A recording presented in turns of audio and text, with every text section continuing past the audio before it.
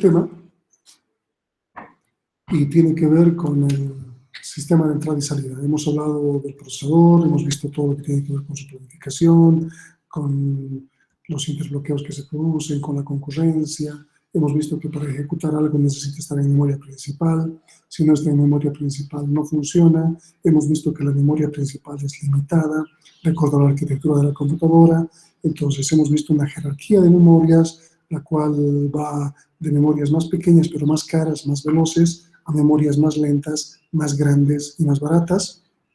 Hemos hablado de que si algo no está en RAM no se ejecuta, pero también se puede buscar la ayuda del disco duro o de una unidad de almacenamiento que permita hacer intercambio, y eso le llamamos memoria virtual, ¿no?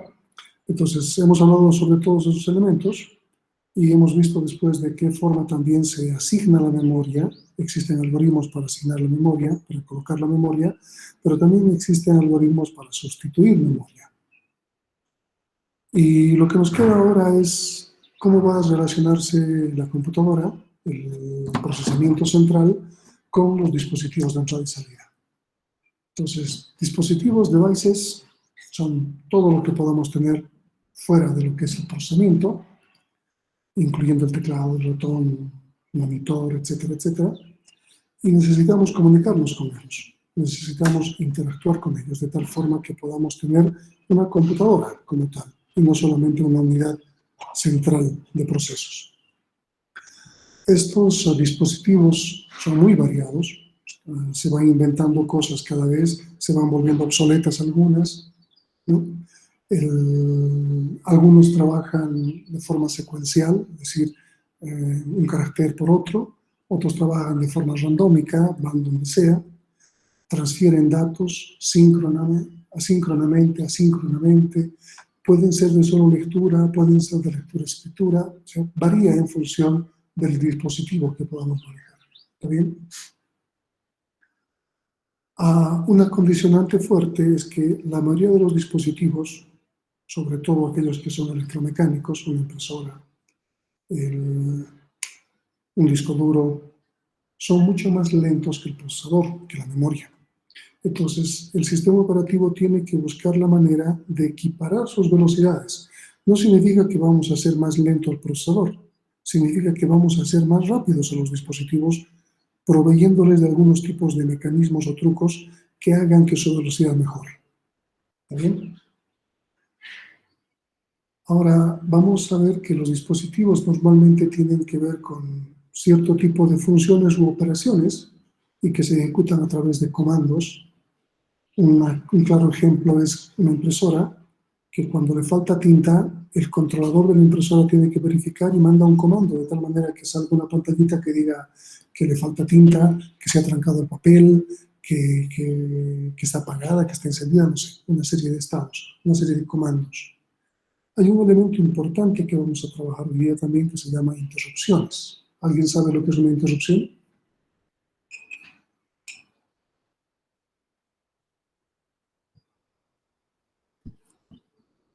Los de informática y sistemas han tenido que llevar materias como arquitectura de computadoras. Ahí tenían que trabajar en esto. Y los de electrónica me imagino que tienen una materia similar, donde de alguna manera ven la parte hardware de la computadora. ¿Qué es una interrupción?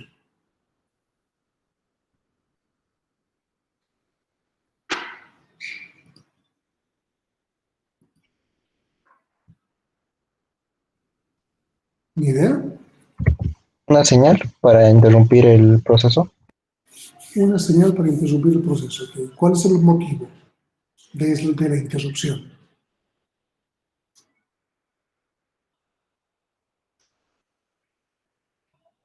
Ok, vamos a hablar sobre eso. Vamos a dividir nuestro estudio de dispositivos de entrada y salida en dos partes. Vamos a analizar la parte hardware inicialmente y luego vamos a analizar la parte software. ¿Está bien? A veces cuando hablamos de algo que se llama controlador, nosotros automáticamente los relacionamos como Windows nos ha enseñado, es decir, software. Pero no es cierto, eso está mal. Y vamos a ver justamente la diferencia ahora. Tenemos el hardware, los principios de hardware que van a manejar los dispositivos de entrada y salida. Primero, inicialmente tenemos tres tipos de dispositivos. hablando de hardware, los dispositivos por bloques, los dispositivos por caracteres y un tipo de dispositivo que no encaja en ninguno de los dos, que vendría a ser el dispositivo que se llama reloj. El reloj es el que permite sincronismos en la computadora, no es el que nos da la hora, sino nos permite dar sincronismos, nos permite ciclar para que nuestra velocidad de cómputo sea una u otra. Es como un cronómetro para nuestra computadora. Es el primer dispositivo que se ha creado de entrada y salida para la computadora y que en la práctica nadie lo conoce. Luego se han creado recién el teclado y ese tipo de cosas. ¿Está bien? El primer dispositivo es el reloj. Independientemente del reloj, tenemos dos tipos de dispositivos, los que son por bloques y por caracteres. Si ustedes recuerdan, en Linux o en Unix, cuando utilizamos el comando ls-l, podemos ver que existen ciertos grupos de permisos que aparecen en cada fila de cada archivo. Ustedes en su práctica anterior han tenido que lidiar con eso. A través del comando chmod han cambiado los privilegios. Pero no hablemos de esos 9 caracteres, hablemos del primer carácter. Si el primer carácter es una D, hemos dicho que era un directorio, un folder. Si el primer carácter era un guión, ¿qué era?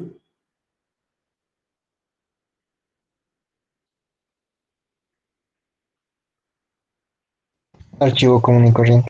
Un archivo regular, ¿ok? Si el primer carácter era una D,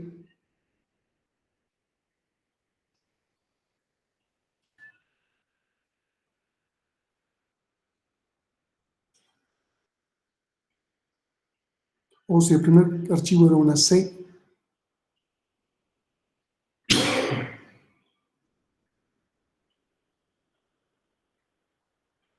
no han prestado atención cuando les estaba explicando eso.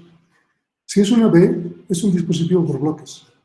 Si es una C, es un dispositivo por caracteres. Entonces, ahí tenemos los bloques y los caracteres. Bueno, coincide la letra con el español y el inglés. Obviamente está en inglés. Entonces tenemos la B y la C. ¿Cuáles son los dispositivos por bloques? Todo lo que tiene que ver con almacenamiento. Es decir, discos duros, discos de estado sólido, todo lo que tiene que ver con almacenamiento son los dispositivos por bloques, porque se guarda o se recupera por bloques. ¿Se acuerdan que hemos hablado de clusters en el caso de Windows? O un bloque en el caso de Unix, que era un conjunto de sectores. Entonces estamos hablando de dispositivos por bloques. Y todo lo demás es un dispositivo por caracteres. Entonces, ¿qué ejemplos podemos tener de dispositivos por caracteres?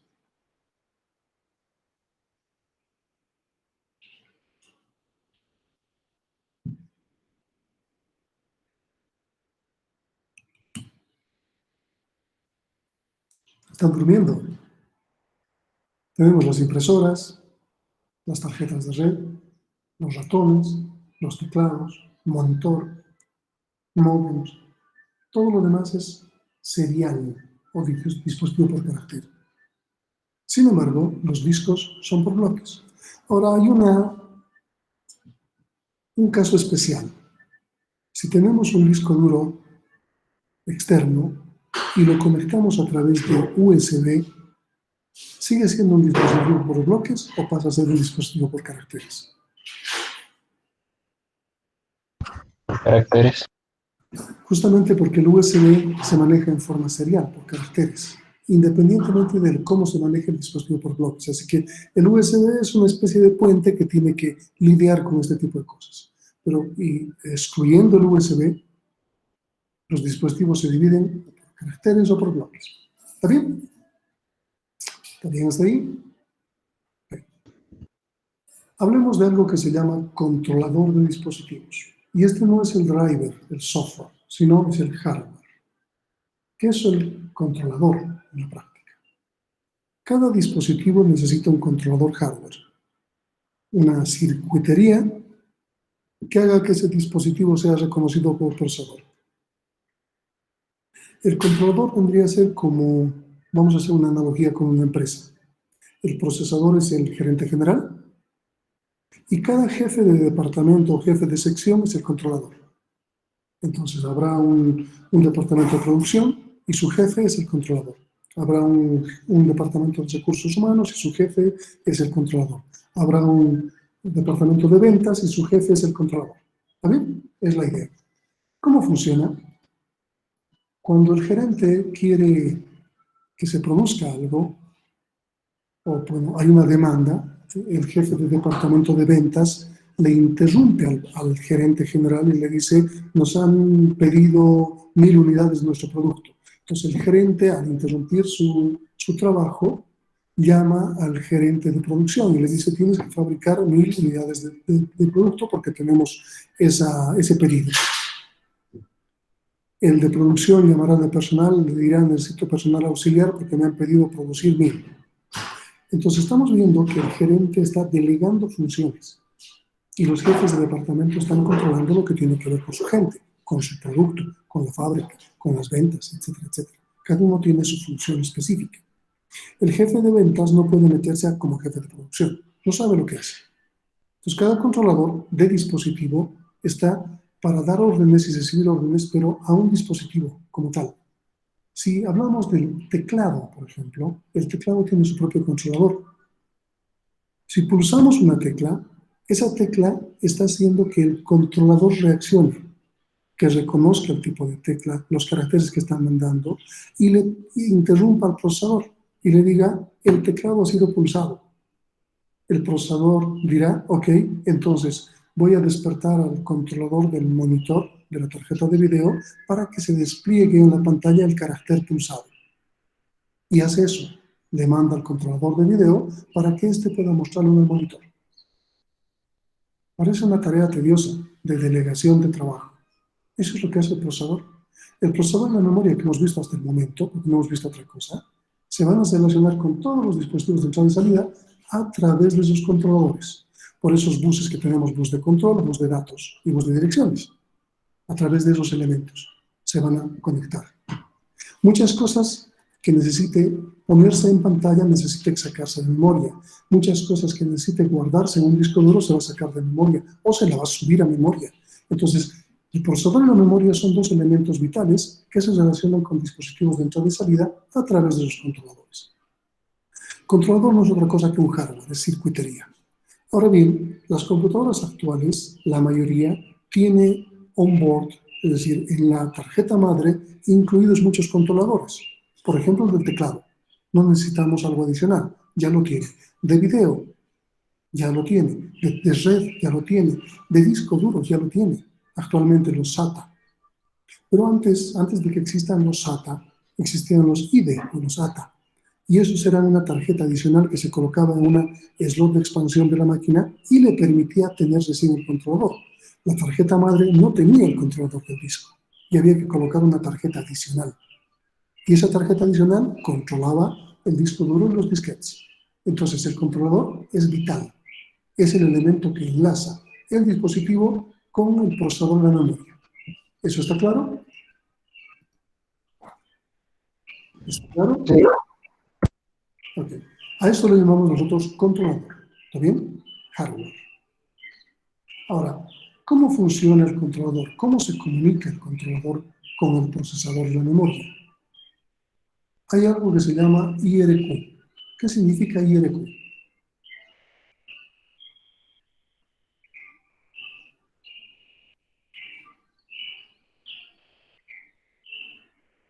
¿Es la primera vez que ven este acrónimo?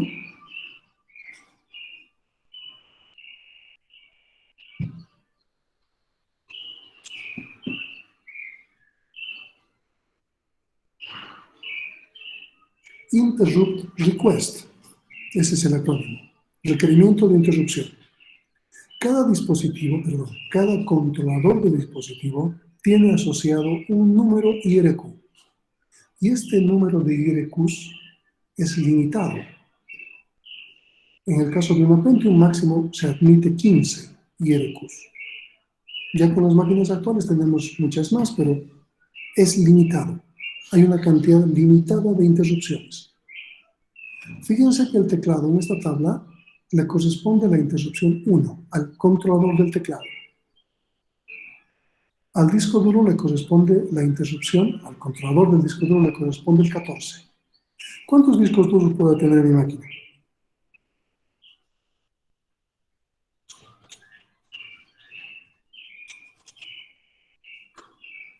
¿Cuántos discos duros puedo tener en mi máquina? Físicos.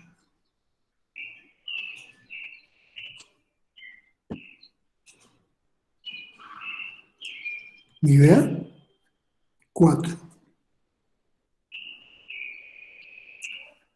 Esto estoy hablando del IDE o ATA.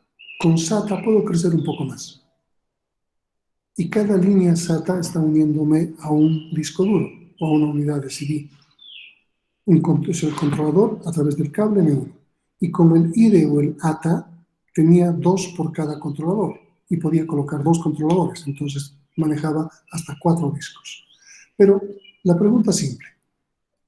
La máquina quiere guardar un archivo en uno de los discos duros.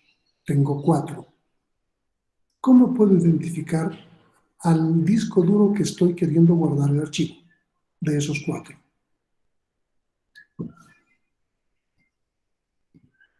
¿Cómo se logra esto?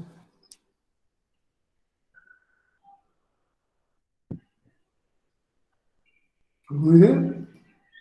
La Cirecu. La IRQ corresponde al 14 y el 14 me está apuntando a 2 discos duros. ¿Cómo sé cuál de esos 2 discos duros son el que necesito? Por ejemplo, 14 y 15 son los IRQs de discos duros. Pero ¿cómo sé cuál de los 2 discos de 14 o cuál de los 2 discos de 15 es? La IRQ salta, es la 14. ¿Cómo identifico cuál de los 2 discos duros es?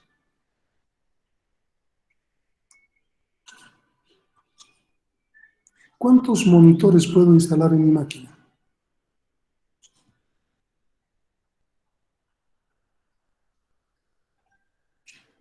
¿Alguna idea?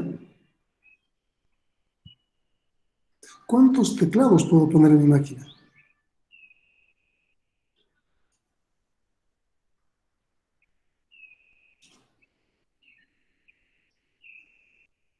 A una portátil le conecto un ratón a través de USB, pero en la portátil ya tiene su trackpad.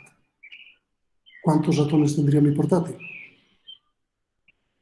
¿Cómo sabe la máquina cuál de los 2 ratones está actuando en un determinado momento?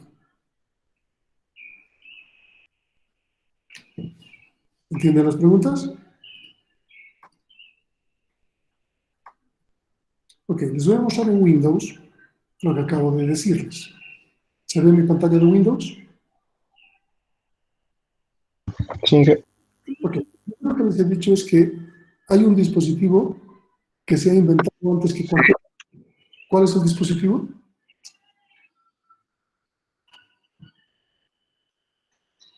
El primer dispositivo que se ha creado. ¿Cuál es? Que debería tener la primera IRQ. ¿Vale? Reloj. El reloj. Ok, vamos a ver. Les voy a mostrar aquí. No sé el equipo dónde está. Dispositivos de sistema. Aquí.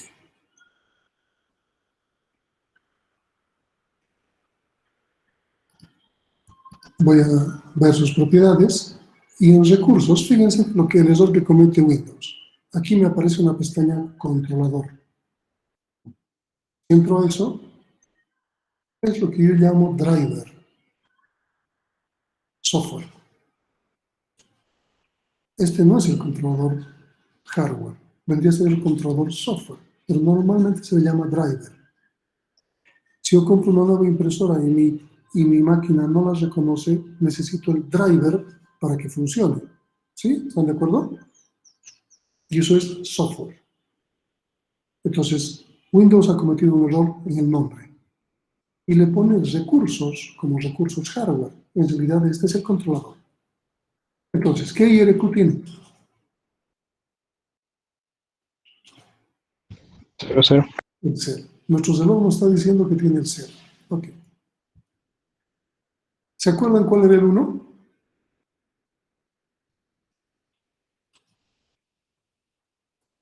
¿Se acuerdan cuál era el 1? Teclado. Ok, veamos recursos.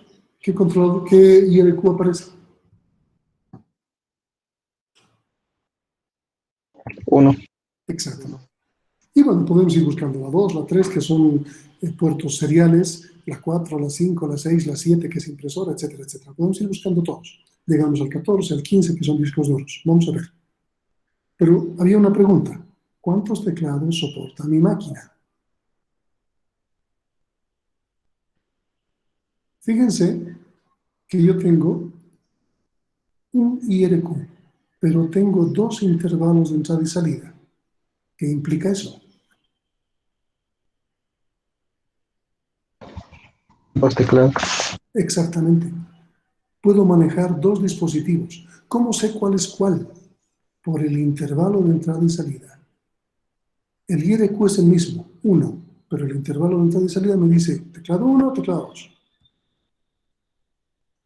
Les había preguntado cuántos monitores puedo tener. Veamos algo interesante. Claro que tengo que buscar no el monitor. ¿Qué tengo que buscar?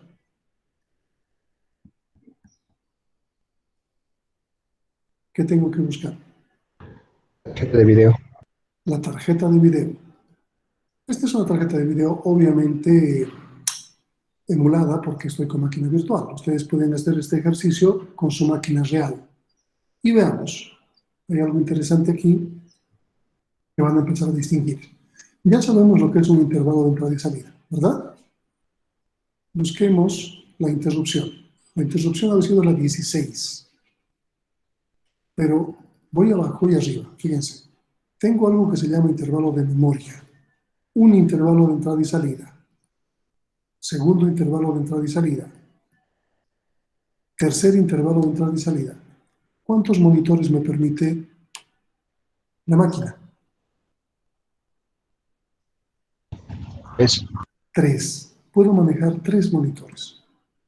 Ahora, ¿cómo diferencio cuál de los 3 monitores es? Podría simplemente colocar que me haga un mirror. Entonces, en los 3 monitores va a tener lo mismo. O podría extender mi pantalla y los 3 monitores van a extender mi escritorio. ¿Sí? ¿Están de acuerdo con eso? ¿Cómo reconozco cuál es cuál? Por los dispositivos de entrada y salida. Simple. Aquí me está mostrando eso. ¿Qué será este intervalo de memoria? Porque también existen 3, que corresponden a cada uno de los 3 intervalos de entrada y salida. ¿Qué será el intervalo de memoria? Cuando ustedes van y compran una máquina, les preguntan, ¿quieres para juegos o quieres para trabajar? ¿Alguien me puede decir cuál es la diferencia entre una máquina para juegos y una máquina para trabajar?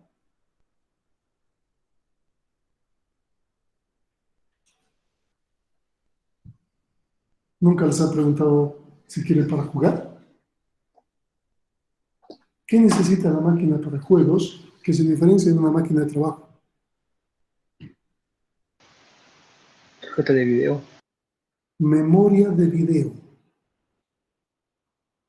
Normalmente les dicen, si vas a querer jugar, necesitas una tarjeta adicional que tenga, no sé, 1 giga, 2 gigas, 3 gigas de memoria. ¿Y cómo funciona eso? Las máquinas que tienen tarjeta madre on-board, todo incluido, con tarjeta de video incluida, es decir, tienen el conector para el video, están compartiendo la RAM para el video. Entonces, cuando configuramos en el BIOS, le decimos cuánto de RAM va a utilizar la tarjeta de video. Y no puede ser mucha, porque estamos quitándole RAM. Nos vamos a colocar una cantidad de RAM para la tarjeta de video y la otra para trabajar RAM. Entonces, se divide. El video necesita RAM, necesita memoria. Les explico para qué. Entonces, cuando se compra una tarjeta adicional, estamos liberando la RAM. Y la RAM solo se va a dedicar a hacer el trabajo que tiene que hacer, almacenamiento primario. Y se va a olvidar de hacer videos, porque vamos a colocar una tarjeta adicional de video con su propia memoria. ¿Para qué funciona la memoria de video? Si ustedes quieren que algo aparezca en la pantalla, se tiene que copiar de la memoria RAM, lo que estén manejando, a la memoria de video del controlador. Y automáticamente aparece mapeado en la pantalla. La memoria de video es como esa cuadrícula que hemos visto de RAM. Imagínense la cuadrícula del video, de la pantalla.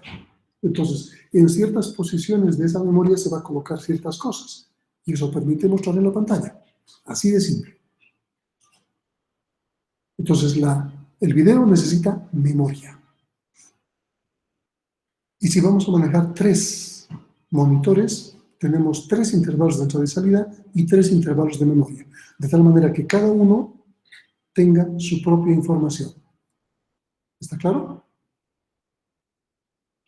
Porque si ustedes tienen una tarjeta madre con video incluido, un board, quieren que mejore su rendimiento, es decir, su RAM se dedique a hacer solo lo que tiene que hacer, añádanle una tarjeta de video externa, de tal manera que ahí coloquen su monitor y su tarjeta de video interna anúlenla y su RAM va a crecer.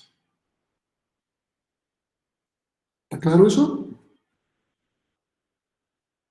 Otro elemento que tenemos son los discos duros.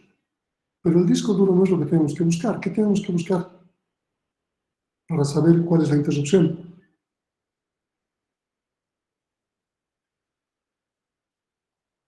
Su controlador. ¿Cómo se llama su controlador? Puede ser un ATA, un SATA, un IDE, un ATAPI, o sea, son tecnologías, puede ser un SCSI. Mi máquina tiene discos duros SATA, Serials ATA. Sin embargo, como esta es una máquina virtual, me lo reconoce como ATA o IDE. Entonces voy a buscar su controlador. Les había dicho que maneja 2 controladores. Uno con el canal, perdón, con el IRQ, ¿qué número era?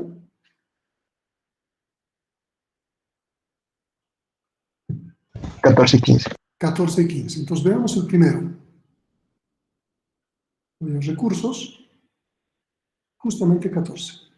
¿Cuántos discos duros puede manejar cada controlador? Les había mencionado. ¿Cuántos son? 2. 2. Por eso les decía que puedo manejar hasta 4 discos duros.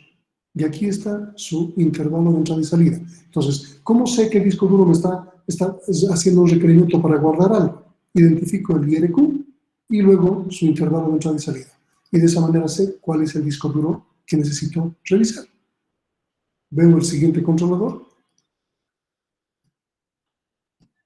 15, y su intervalo de entrada y salida propio. Veamos el controlador de impresión.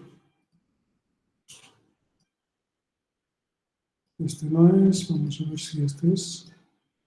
No, esto está como cola, no es como impresión. A ver, controlador bus serial universal, USB. Este es un USB, vamos a ver el hub. Este es un hub, no tiene recurso el hub. Entonces vamos a ver el controlador de host PCI a USB. Tal vez este tenga el controlador. Sí. 16 y un intervalo de memoria. ¿Por qué maneja memoria? Porque estamos manejando en forma de caracteres. Entonces por ahí puede ir impresora, puede ir ratón, puede ir un montón de cosas. ¿Qué más necesitamos? A ver, audio, monitores, ratón. Veamos.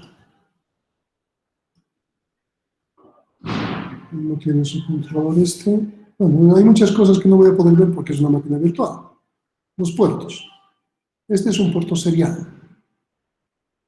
Y tiene una de las primeras IRQs. La 4. La 3 y la 4 son seriales. De aquí han derivado el USB. Son los primeros.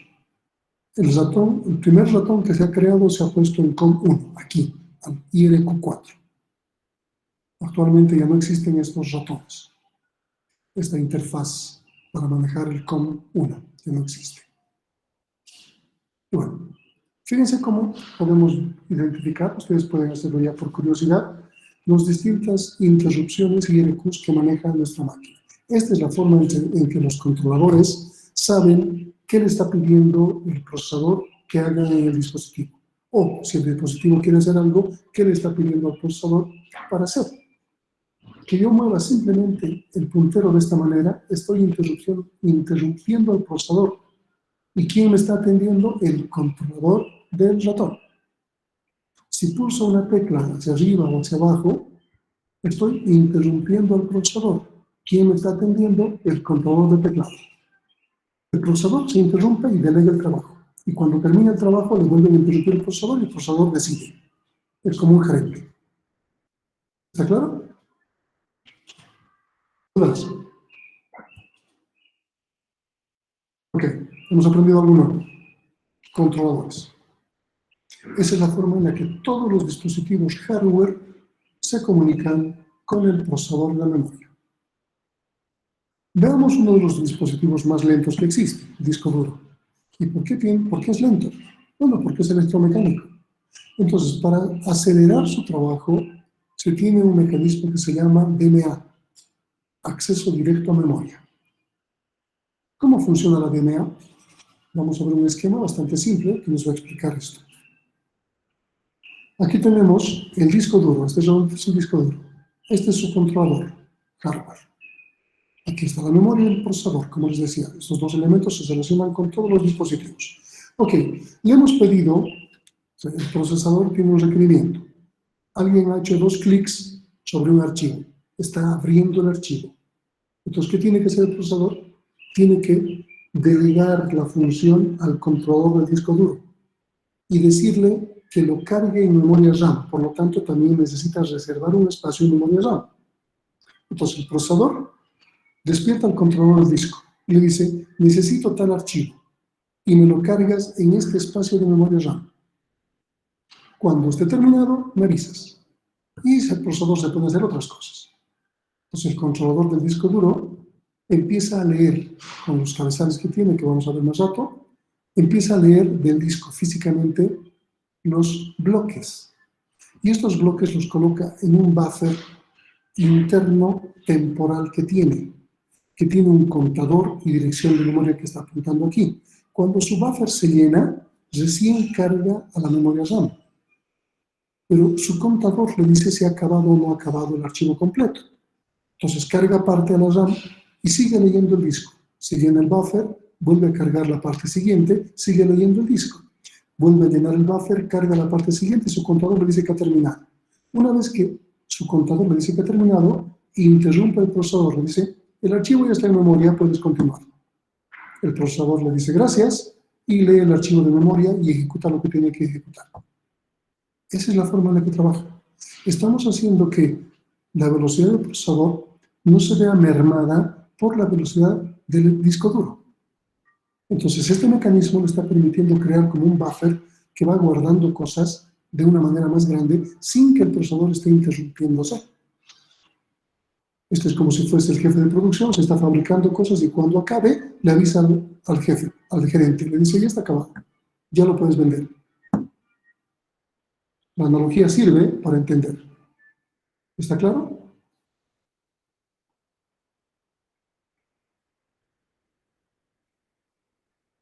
Me imagino que sí. Tropezamos con otro problema. Un disco duro son platos que están girando a cierta velocidad, 7.200 revoluciones por minuto. Sobre esa superficie del plato está un cabezal leyendo. Por analogía podemos ver un disco de vinilo que está girando a 33 revoluciones por minuto. Eso es la velocidad de un disco de vinilo. Y encima se coloca una aguja para poder escuchar la música. El mecanismo es parecido, nada más que en vez de 33 revoluciones por minuto, el disco duro gira a 7.200 revoluciones por minuto. Y en vez de una aguja tenemos un cabezal magnético, más o menos parecido a los cabezales de los cassettes de audio antiguos. Magnético. Y eso permite leer la información. ¿Cómo lee la información a 7.200 revoluciones por minuto? Un problema. Entonces, lo que se ha buscado es algo que se llama factor de intercalación, que le permite crear un truco a la forma en la cual se guarda la información que le permita recuperar en el menor tiempo posible los datos. Vamos a suponer primero este esquema. Voy a dibujar encima, necesito esto. Este es mi disco, ¿está bien?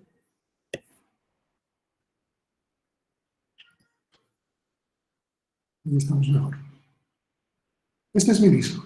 Y vamos a suponer que estas partecitas son los elementos que tengo que leer. ¿Está bien? El cabezal está situado en la primera parte. Está leyendo.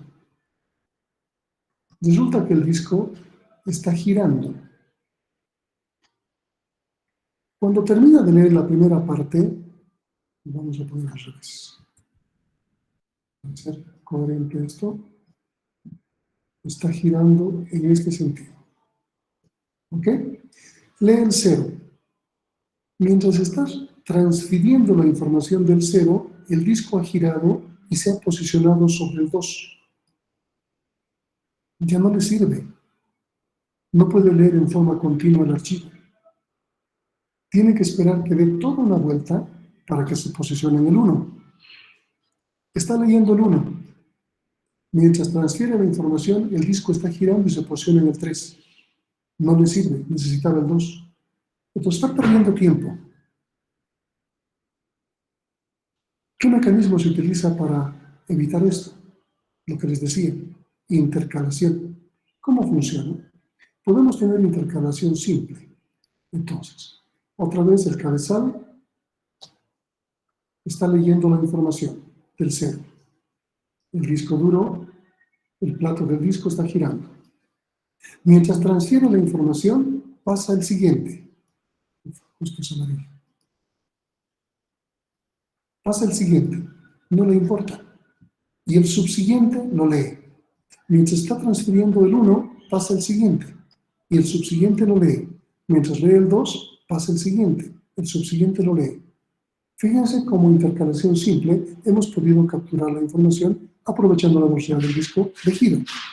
Pero ¿qué pasa si está girando demasiado rápido?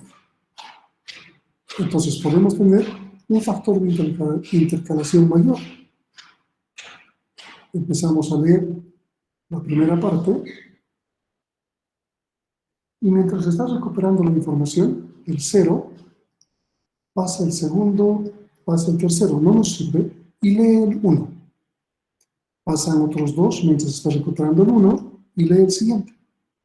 Pasan otros 2 y lee el siguiente. Pasan otros 2 y lee el siguiente. Fíjense cómo el orden se establece a una velocidad mayor de revoluciones del plato. Entonces, estos elementos son trucos que se han buscado tecnológicamente hablando para que la velocidad del procesador no se vea mermada por la velocidad de estos elementos electromagnéticos o electromecánicos. ¿Está bien? ¿Está claro? Trucos, pero que nos sirven. Esos son los elementos hardware de los dispositivos. ¿Alguna duda?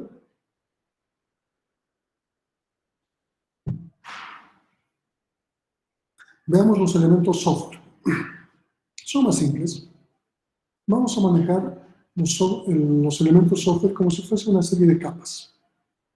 Aquí abajo tenemos el hardware. Hemos revisado esto. El hardware vendría a ser la impresora, el ratón, el monitor, el teclado. Ese es el hardware. Por encima tenemos el controlador de interrupciones, hardware. Tenemos el controlador hardware que va a gestionar como tal con el hardware, ¿verdad? Y por encima tenemos el controlador software, el driver. Este driver va a hacer que el hardware concreto responda. A ver, si yo tengo un teclado normal, enchufo la máquina y debería funcionar. Pero si tengo un teclado multimedia que tiene un montón de teclado que me permite hacer hasta música y conecto a la máquina, automáticamente va a reconocer solo lo genérico y no me va a funcionar ninguna tecla especial. ¿Qué necesito ponerle encima? Driver. Algo que le permita que sus características especiales sean reconocidas. Un software, necesariamente. Si tengo una impresora de última generación y mi máquina tiene un Windows 7, obviamente mi máquina no tiene el driver respectivo de esa impresora. Entonces necesito colocarle el driver en un CD, en un pendrive, bajarlo de internet, de tal manera que mi máquina, mi sistema operativo, reconozca las bondades de esa nueva impresora. Driver. Ahora, Por encima del driver, que me está haciendo reconocer todas las características especiales de este dispositivo, existe algo que se llama software independiente del dispositivo. Y esto implica que tiene que ser de forma genérica lo mismo. Por ejemplo, yo tengo un menú archivo que me dice abrir. Vamos a ir a un menú.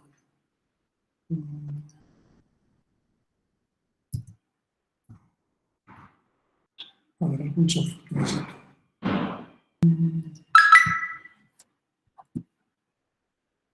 ¿Qué software?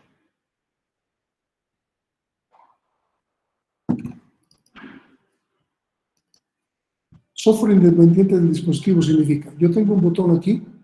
¿Qué hace este botón?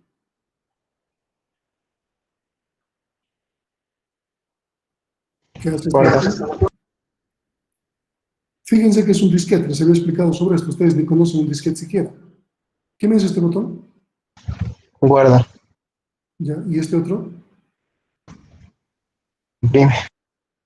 Entonces, fíjense cómo se ha generalizado el software de tal manera que es independientemente del dispositivo. Si yo pongo el botón imprimir, no le importa si yo tengo una impresora de tinta, de cinta, si tiene marca HP, si tiene marca Xerox, si tiene marca Canon, no le importa.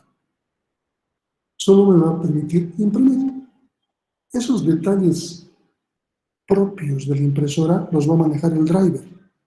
Y por debajo el controlador hardware que va a decir tiene tinta, no tiene tinta, se ha trancado el papel, etcétera, etcétera. Por encima, solo me interesa que existe un botón y que me permite imprimir para el usuario. O que exista un botón que me permita decir quiero abrir un archivo. Que exista un botón que me diga quiero guardar el archivo. Y lo máximo que me dirá con qué nombre quieres guardarlo. ¿Dónde voy a guardarlo? ¿En un disco duro, en un pendrive? ¿Qué tecnología tiene el disco duro? ¿Qué velocidad maneja? ¿Qué marca tiene el disco duro? ¿Es ATA, SATA, SCSI? Gira a 7.200 revoluciones por minuto, a 10.000 revoluciones. ¿Es marca Maxtor? ¿Es marca IBM? ¿Es marca Seagate? No le importa. Este es el software independiente del dispositivo. Y es el que enmascara nuestro trabajo. Todos los usuarios lo que sabemos es pulsar botoncitos y que el trabajo se hace por debajo. Sin embargo, el trabajo por debajo tiene que ver con todas estas capas. Aquí estamos nosotros y este software nos está haciendo la vida fácil. Por debajo de esta vida fácil tenemos los drivers, que están haciendo que las características especiales del dispositivo se reconozcan. Por debajo existe un controlador hardware que está haciendo que a través de interrupciones se comunique con el dispositivo y le permita imprimir, leer, guardar, recuperar, etcétera, etcétera. Esto es cómo se manejan los dispositivos de entrada y salida. ¿Está claro?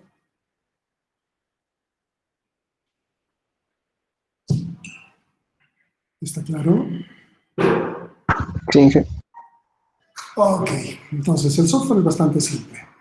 Aquí está la explicación, pero es bastante simple. Aquí tenemos lo que les estaba explicando.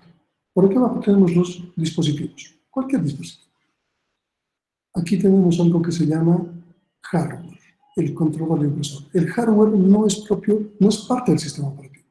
El hardware, es la máquina, es el fierro, como se dice. Entonces, aquí tenemos la impresora y por encima de la impresora una tarjeta, un chip que está ya sea como parte de la tarjeta madre o como tarjeta adicional, que es el controlador. Por encima de eso viene el espacio del kernel, es decir, sistema operativo. Este primer cuadro grande es el sistema operativo. Y adentro están los drivers, software, controlador software. O sea, son parte del sistema operativo, no parte del kernel como tal, sino son parte del sistema operativo. Y esto es parte del kernel. Y el kernel del sistema operativo se relaciona con el usuario con su propio programa. Entonces aquí tengo Word, he pulsado un botoncito imprimir. Esto ha ido a una llamada al sistema, ha buscado el driver se ha comunicado con el controlador y el controlador hace que imprima mi documento. Esa es la lógica. ¿Está bien? Funciona con cualquier dispositivo. La idea es la misma. ¿Está bien? Veamos ahora uno de los primeros 3 dispositivos que vamos a revisar. Discos. Los discos duros, bueno, discos de manera general, aunque vamos a hablar de estado sólido más tarde. Discos, de manera general, discos duros, perdón. Se llaman duros. ¿Por qué se llaman discos duros? ¿Alguna idea? Vienen del inglés hard disk, disco duro, traducción literal. ¿Por qué se llama disco duro?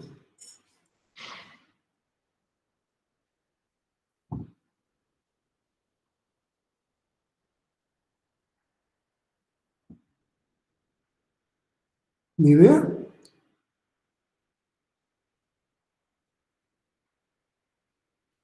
Se ha puesto ese nombre para diferenciar de otra unidad de almacenamiento de la misma época, un floppy disk, y el botoncito que les he mostrado que de guardar justamente es un disquete, un floppy disk, un disco flexible.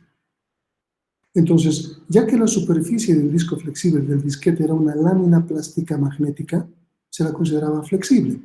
Se arruinaba muy rápido, pero era una buena forma de transportar información. Y el disco duro manejaba la misma superficie de grabado magnética, pero un material más duro, metálico, normalmente aluminio. Entonces, de ahí viene el disco duro en contraposición del disco flexible. ¿Está bien? Ahora, un disco, ¿para qué nos sirve? Bueno, vamos a almacenar. El costo es pequeño. Hemos visto que en relación a las memorias en la jerarquía de memoria, los discos duros son baratos, viendo la relación bit-costo, o byte-costo, si quieren. Un byte de caché o un bit de caché es muy caro. ¿Y saben por qué? Porque hemos visto cómo se fabrica el caché frente a un bit magnético de un disco duro.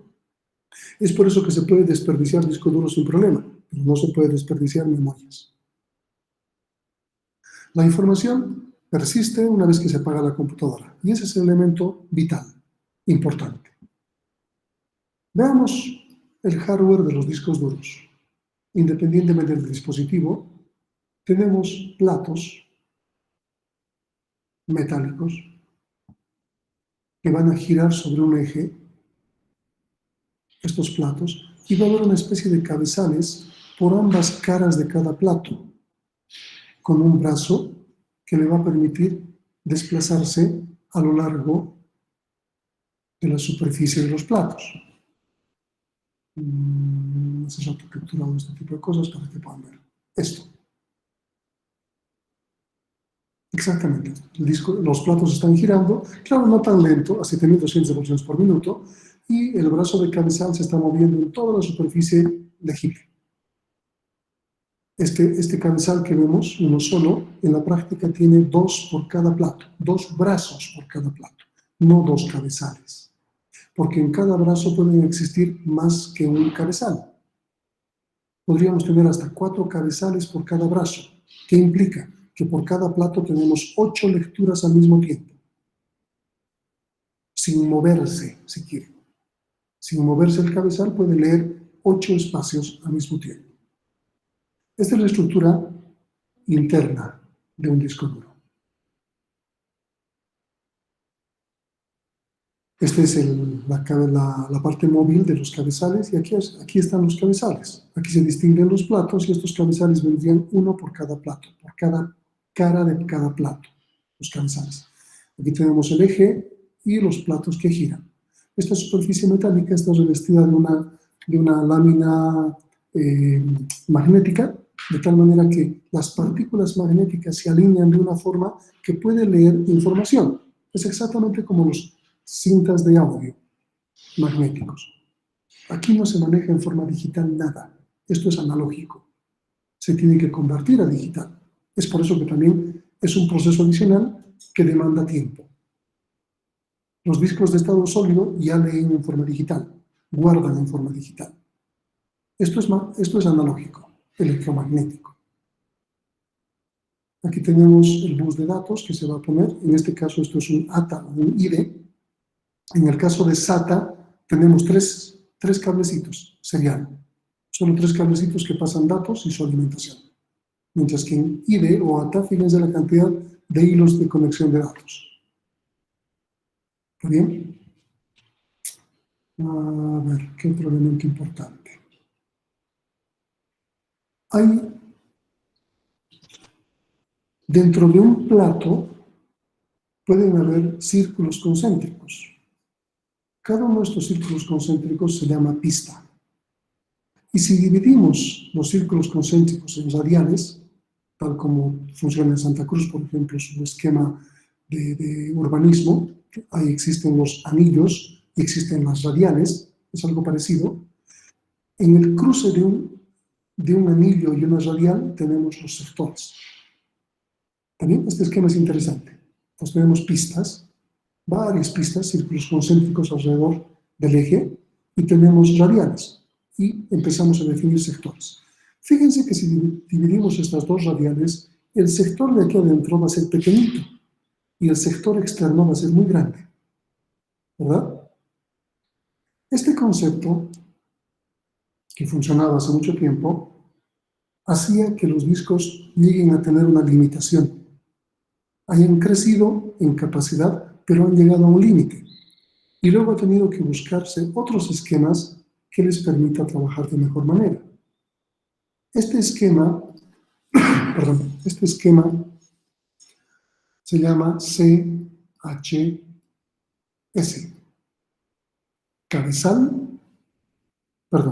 Cilindro, cabezal, sector. Les explico a qué se refiere el cilindro. Cuando tenemos varios platos y una pista en cada uno de los platos, la misma pista, estas pistas conforman, si se fijan ahora, fácilmente un cilindro.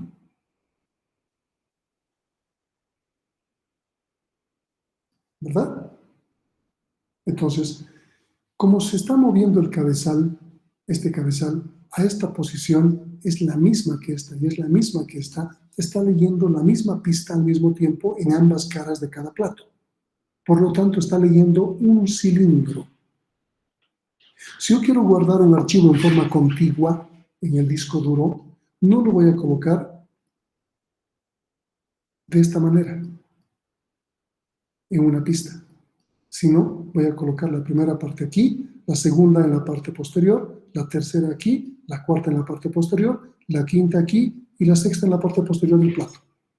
Y eso es un archivo contiguo, un concepto totalmente diferente al sistema de archivos que hemos visto, por la lógica y la tecnología del disco duro. Entonces, cuando el cabezal no se mueve, está leyendo un cilindro.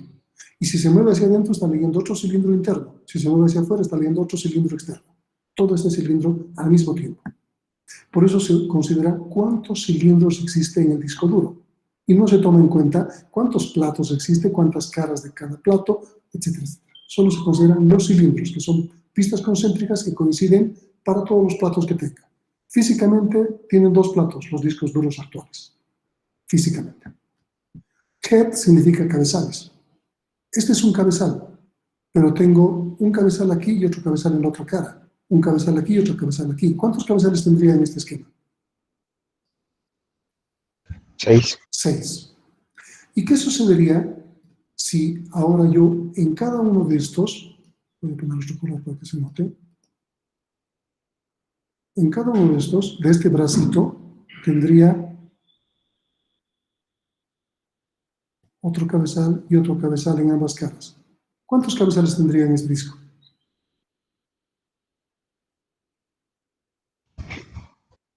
12. 12, exactamente. Esa es la lógica. Entonces, fíjense que sin mover el cabezal, sin mover el brazo, puedo leer 12 cilindros. Si aumento más cabezales, puedo leer hasta 16 cilindros sin mover el cabezal. Eso es lo que está haciendo que sea rápida la recuperación. Es el mecanismo truco, si quieren, que le permite que un dispositivo mecánico, electrónico, sea tan rápido como un dispositivo digital, como es el procesador. Entonces, la lógica de C, cilindros, H, cabezales, se multiplica por cuántos sectores tiene. Y los sectores se los define por esta diferencia. Aquí tengo un sector interno, un sector intermedio y un sector externo. Obviamente estoy desperdiciando espacio de disco, porque este sector interno es más chiquito que este sector externo, pero las radiales no me permiten hacer otra cosa. Entonces, ¿cuántos sectores tiene mi disco? ¿Por cuántos cabezales? ¿Por cuántos cilindros? ¿Y cuántos bytes tiene cada sector? Me define el tamaño de un disco duro. Hagamos el ejercicio. He capturado, por aquí debe estar, información al respecto. Okay. Quiero las tapas de los discos. Aquí tengo. Fíjense cuántos cilindros me muestra aquí. No se distingue bien, pero dice 16.383. ¿Se lee? Sí. 16 cabezales y 63 sectores. Y está remarcado el CHS, lo que acabo de decirles. Cilindros, cabezales, sectores. Voy a multiplicar 16.383 por 16 por 63. ¿Está bien? ¿Cuántos bytes tiene cada sector? ¿Se acuerdan? Físicamente en el disco duro.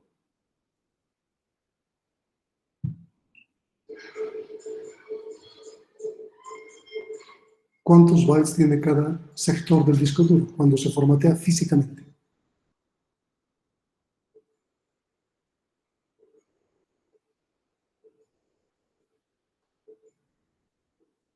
$16 millones. No. Y se agarra clúster o bloques como grupos de sectores, les había dicho. Cuando se formatea y todo. ¿Cuántos bytes tiene un sector? 512. Exactamente. Entonces multiplico los cilindros, los cabezales, los sectores por 512, porque esos son los sectores, lo que pesa cada sector.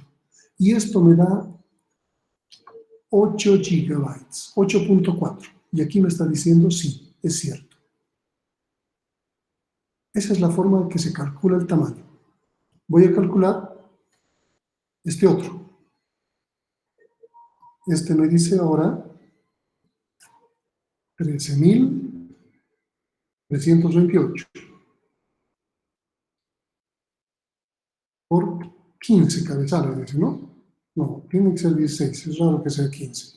Bueno, vamos a poner 15, vamos a ver cómo sale. Por 63 sectores por 512, 6.4 gigas. Y si vemos, nos dice 6.4 gigas. 6.448 megabytes, es 6.4 gigas. ¿Sí? 6.000 megabytes. Entonces es la forma en que se calcula el tamaño de un disco. Ustedes pueden buscar en el disco el CHS y simplemente hacen ese cálculo. Ahora bien, si yo busco un disco duro de 1 tera,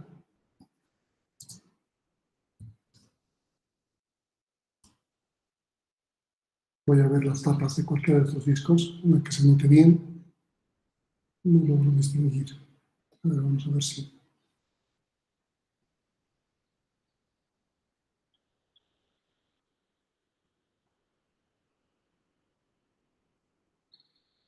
¿Dónde está la tapa? No me sirve esto. No se distingue. Quiero algo que se distinga. Este parece que va a distinguirse.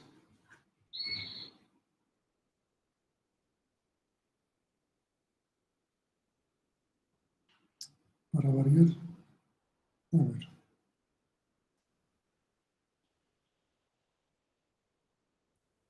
Aquí está, CHS, ¿verdad? Pero esto no parece ser un disco entero. ¿Dónde está?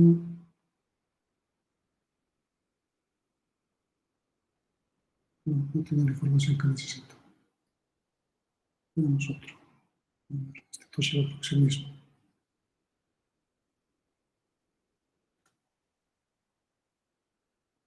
Este creo que no va a servir.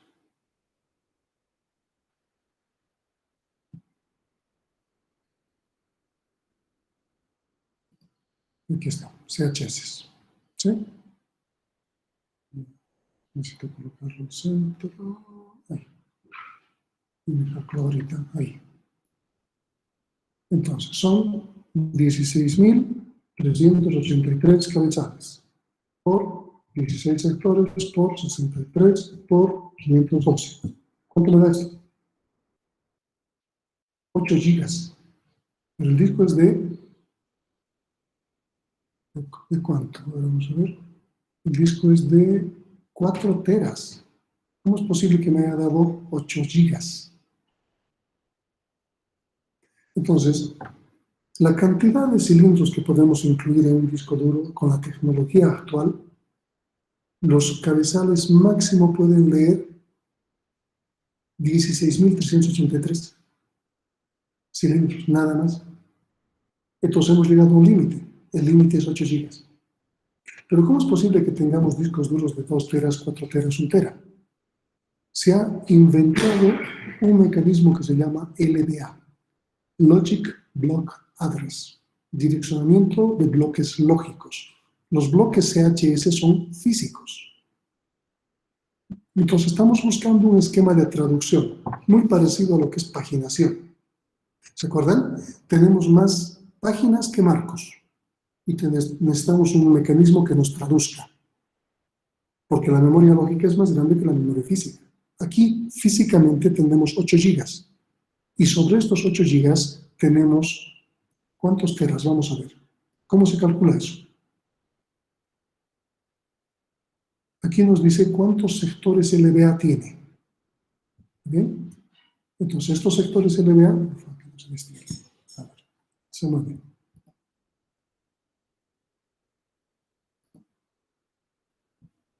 Y vamos a ponerlo. Sí, creo que se distingue, ¿no?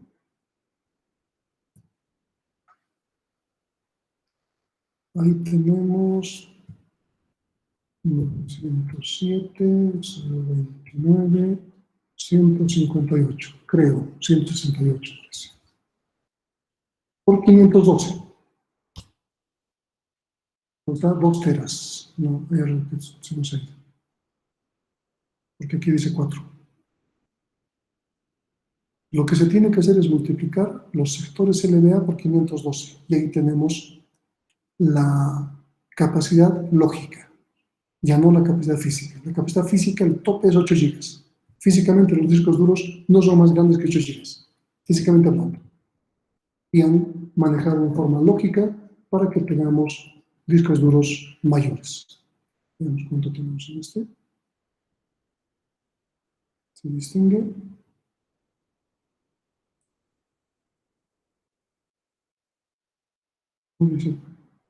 LDA.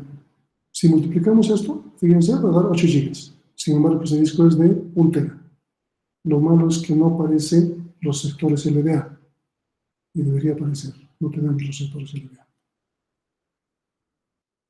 Disco. Lo mismo.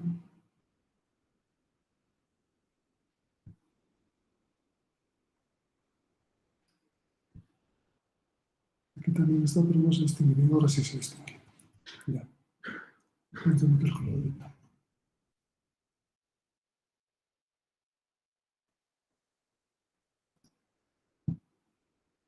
Tengo 953, 525, 168 por 512. Me falta LDA. Ah, no, hay un 1 delante.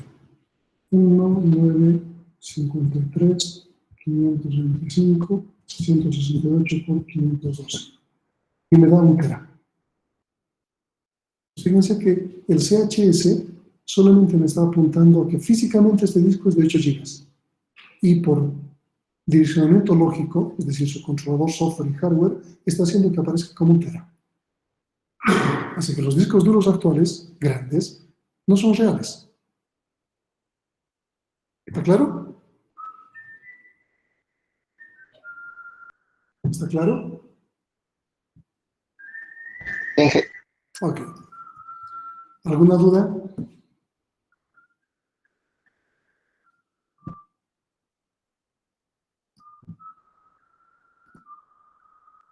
¿Se ha entendido? Lógicamente, ¿cómo